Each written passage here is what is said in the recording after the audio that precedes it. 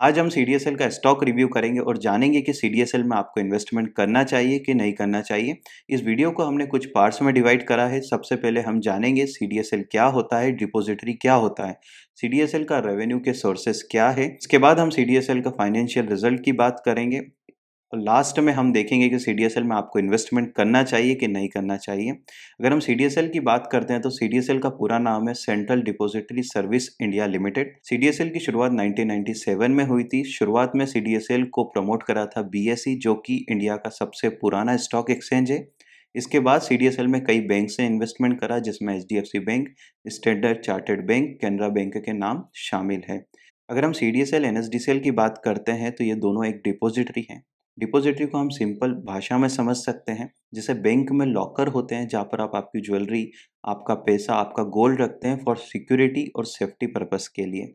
वैसे ही सीडीएसएल में कई तरह की सिक्योरिटीज रखी जाती है, जिसमें equities, debenture bonds, treasury bills, mutual fund और भी कई सिक्योरिटीज शामिल है। ये सेफ्टी और सिक्योरिटी पर्पस के लिए रखा जाता है। आपने स्टॉक एक्सचेंज पे जो भी डिलीवरीज ली है, जो भी आपने शेयर खरीदे हैं, उसको सिक्योरिटी से और सेफ्टी से डिपॉजिटरी रखती है इलेक्ट्रॉनिक फॉर्मेट में। अगर हम सीडीएसएल के रेवेन्यू की बात करते हैं, आप जो भी ट्रेड करते हैं उस ट्रेड का ट्रांजैक्शन चार्जेस, सेटलमेंट चार्जेस, आपके अकाउंट का ईयरली मेंटेनेंस चार्जेस सीडीएसएल के पास जाता है एज अ रेवेन्यू।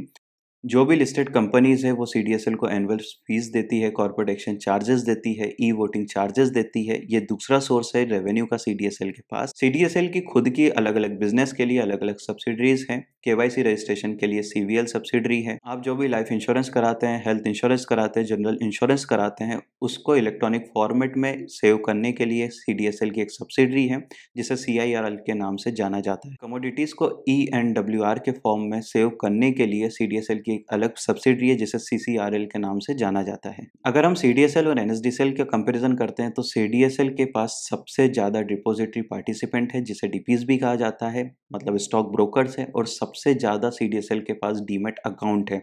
अगर हम 2010 का कंपैरिजन करते हैं सीडीएसएल और एनएसडीसीएल के बीच में, तो 2010 में एनएसडीसीएल के पास 68% डीमैट अकाउंट्स थे, वहीं पर सीडीएसएल के पास 32% डीमैट अकाउंट थे। वहीं अगर हम 2020 की बात करते हैं तो सीडीएसएल के ये अकाउंट 38% से बढ़कर 49% हो गए हैं, वहीं पर एनएसडीसीएल के ये अकाउंट 62% से घटकर 51% हो गए हैं। तो कहा जा सकता है कि सीडीएसएल एनएसडीसीएल से काफ़ी बड़ी मात्रा में मार्केट शेयर कैप्चर कर रही है।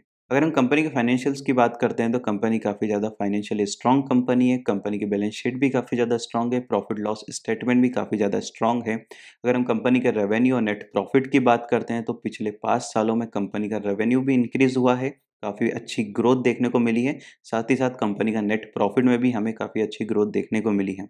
अगर हम डेट की बात करते हैं तो कंपनी नो डेट कंपनी है। कंपनी ने कोई मार्केट से उधार नहीं ले रखा है अपने बिजनेस एक्सपांशन के लिए, बिजनेस डेवलपमेंट के लिए।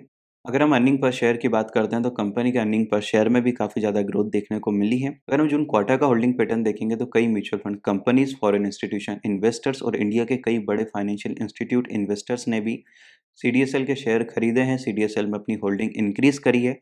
ये एक बहुत बड़ा पॉजिटिव पॉइंट है। अगर आप सीडीएसएल में लॉन्ग टर्म के लिए इन्वेस्टमेंट करना चाहते हैं, 4 साल 5 साल के लिए, तो आप सीडीएसएल में इन्वेस्टमेंट कर सकते हैं, क्योंकि इस सेक्टर का जो भी बिजनेस होगा वो या तो एनएसडीसीएल के पास जाएगा या सीडीएसएल के पास जाएगा। और अभी एनएसडीसीएल स्टॉक एक्सचेंज पर लिस्टेड नहीं है, वहीं पर सीडीएसएल स्टॉक एक्सचेंज पर लिस्टेड है। तो आप इसी में इन्वेस्टमेंट करिए, फाइनेंशियली काफ़ी ज़्यादा स्ट्रॉन्ग कंपनी है, आप लॉन्ग टर्म के लिए इसका शेयर बाय कर सकते हैं। हम आगे भी ऐसे ही कई कंपनी का फंडामेंटल एनालिसिस लेकर आएंगे। आप कमेंट सेक्शन में हमें कंपनीज के नाम सजेस्ट कर सकते हैं जिस पर आप आगे फंडामेंटल एनालिसिस चाहते हैं। हो सकता है थोड़ी देर से, लेकिन हम उस कंपनी का फंडामेंटल एनालिसिस जरूर लेकर आएंगे। अगर ये वीडियो आपको अच्छा लगा है तो आप वीडियो को लाइक कर सकते हैं, और अगर आपने अभी तक चैनल को सब्सक्राइब नहीं करा है तो आप चैनल को सब्सक्राइब कर सकते हैं।